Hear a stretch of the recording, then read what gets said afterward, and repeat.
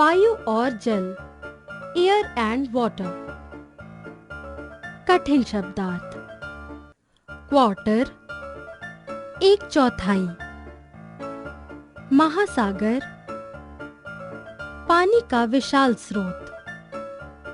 तूफान, तेज चलने वाली शक्तिशाली हवाएं। सुलभ, धीरे, आसानी से। टिप्पणी, निरीक्षण, विशेष कथन। बहती हवा को पवन कहते हैं। यह एक निश्चित दिशा में बहती है। आओ अब स्वयं ही देखते हैं। विषय को स्पष्ट करने के उदाहरण। एक मुट्ठी रेत लेकर अपने हाथ को कलाई तक उठाओ। अब धीरे धीरे रेत को जमीन पर गिराओ। अब उस तरफ देखो जिधर रेत उड़ती है।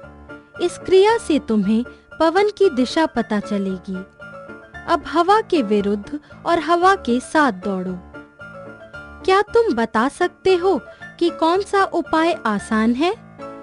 जब हवा तेज होती है तो उसके विरुद्ध दौड़ना बहुत कठिन होता है। वायु में वेग होता है। जिस दिन हवा बह रही हो उस दिन हवा तेज होती है। यह अपने रास्ते में आने वाली प्रत्येक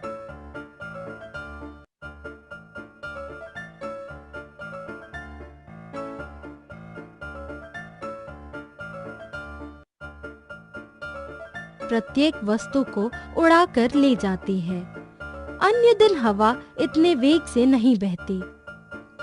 उदाहरण, अपनी पुस्तक खोलकर कमरे में मेज पर रखो। देखें क्या होता है जब पंखा धीरे चलता है, जब पंखा तीव्र गति से चलता है। वायु बल लगाती है। पिछली कक्षाओं में तुम इस बारे में पढ़ चुके हो। तेज हवा तूफान का कारण होती है। तूफान हानिकारक होते हैं। वे वृक्षों और बिजली के खंभों को जड़ से उखाड़ सकते हैं। कभी-कभी ये घर की दीवारों को क्षति पहुंचाते हैं और खिड़कियों के शीशे भी टूट जाते हैं। समुद्र में ये तूफान उठाते हैं। क्या आप जानते हैं? तटीय इलाकों में सन 2004 में दिसंबर के अंतिम सप्ताह में सुनामी लहरों ने बहुत से लोगों की जान ली और संपत्ति को नुकसान पहुंचाया। इसने भारत सहित बहुत से देशों को प्रभावित किया। कभी-कभी तूफान के कारण समुद्री जहाज और नाव डूब जाते हैं, किंतु हवा का बल हमारे लिए लाभदायक भी है। इससे हवा तेजी से चलती है। वायु का बल छोटे जहाज और नावों को चलाने में भी सहायक होता है। यह पतंग उड़ाने में भी सहायता करता है। यह हवाई जहाज को भी गति देता है। पक्षी भी वायु के बल के कारण उड़ने में आसानी महसूस करते हैं। जल। सभी जीवित प्राणियों के लिए जल प्रकृति की अमूल्य भेंट है। बिना जल के जीवन नहीं होता। पिछली कक्षाओं में आप पढ़ चुके हैं कि पृथ्वी थल और जल से बनी है। इस अध्याय में हम पानी के रूपों के बारे में पढ़ेंगे। हम विस्तार से जानते हैं कि हम जल न केवल पीने में बल्कि खाना पकाने, धोने, सफाई करने, खेतों की सिंचाई में भी प्रयोग करते हैं। पानी की 3 अवस्थाएं होती हैं: ठोस, द्रव और गैस। बर्फ पानी का ठोस रूप है। यदि बर्फ को पुनः गर्म किया जाए तो यह पानी अर्थात द्रव में बदल जाती है। जब हम पानी को बहुत देर तक गर्म करते हैं, यह उबल जाता है और भाप बनती है। यह भाप पानी का गैसीय रूप है। पानी की तीनों अवस्थाएं परिवर्तित हो सकती हैं। ठोस को द्रव में और द्रव को गैस में बदला जा सकता है। स्पष्टीकरण के उदाहरण: एक सूखा गिलास लो, इसमें कुछ बर्फ के टुकड़े डालो।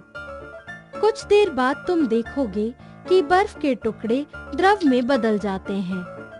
तब इस पानी को केतली में गर्म करो। कुछ देर बाद तुम देखोगे कि केतली से भाप निकलती है। यह पानी का गैसीय रूप है।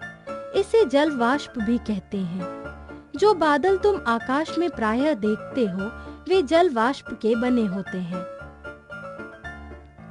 क्या आप जानते हैं, वाष्प से ही भाप के इंजन के आविष्कार का विचार आया। जल चक्र के बारे में तुम पिछली कक्षाओं में विस्तार से पढ़ चुके हो। वर्षा जल का मुख्य स्रोत है। वर्षा का जल नदियों, झीलों, तालाबों, समुद्र इत्यादि में एकत्र होता है। वर्षा का कुछ जल मिट्टी में जाता है। इस जल को हम कुएं खोदकर प्राप्त कर सकते हैं। स्मरणीय तथ्य, चलती हुई हवा को पवन कहते हैं। हवा एक निश्चित दिशा में चलती है। इसका वेग और बल होता है। बादल वाष्पित जल से बनते हैं। वर्षा जल का मुख्य स्रोत है।